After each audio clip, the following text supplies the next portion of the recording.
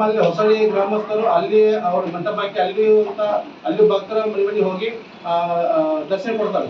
ಆಮೇಲೆ ಏನಾಗ್ತದೆ ಅಂತಂದ್ರೆ 29 ಸೀಮಿಗೆ ಕಳಿಸ್ತಾರೆ. ಅಲ್ಲಿ ಸೀಮಿಂದ ಕಳಿಸಿದ್ರಿಂದ ಸೀಮಿಗೆ ಹೋಗಿ 30 ತಾರೀಕಿಗೆ ಬೆಳಗ್ಗೆ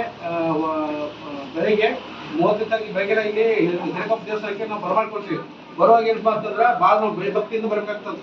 ಅವ್ರು ಅಲ್ಲಿಂದ ದೇವಸ್ಥಾನ ನಮ್ಗೆ ಎಲ್ಲ ಅವರು ಬಣ್ಣದವರನ್ನು ಉಳಿಸ್ಕೊಟ್ಟಿರ್ತಾರೆ. ನಾವು ಭಯಭಕ್ತಿಯಿಂದ ಅಷ್ಟು ನಮ್ಗೆಲ್ಲ ಭಕ್ತರು ಒಂದು ಇದರಿಂದ ಭಕ್ತಿಯಿಂದ ತಂದು ದೇವಸ್ಥಾನಕ್ಕೆ ನಾವು ಅಲ್ಲಿ ಇದು ಪ್ರಾಣ ಮಾಡಬೇಕಾಗುತ್ತದೆ. ಈ ತರ ಒಂದು ವಿಷಯವಿದೆ. ಯಾಕಂದ್ರೆ 9 ವರ್ಷ ನಡೆದಿದೆ. ಈಗ ಲಕ್ಷ್ಮೀ ಜಾತ್ರೆ ಇದು.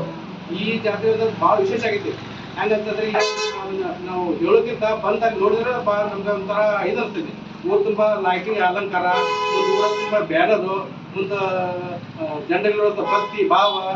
ಈಗ ಈ ಜಾತ್ರೆ ವಿಶೇಷ ನೋಡ್ರಿ.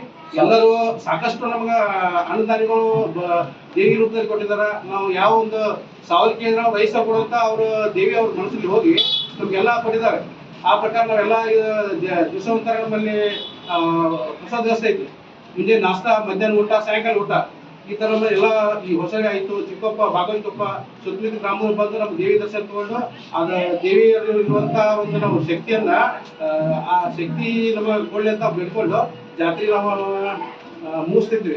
ಆಮೇಲೆ 2ನೇ ತಾರೀಕು ನಮ್ಮಲ್ಲಿ ಜಿ ಟಿವಿ ನಿರೂಪಕಿ ಅನುಶ್ರೀ ಮುಂದೆ ಅವರು ಯಾರು ಜಿ ಕನ್ನಡದಾಗಲ್ಲಿ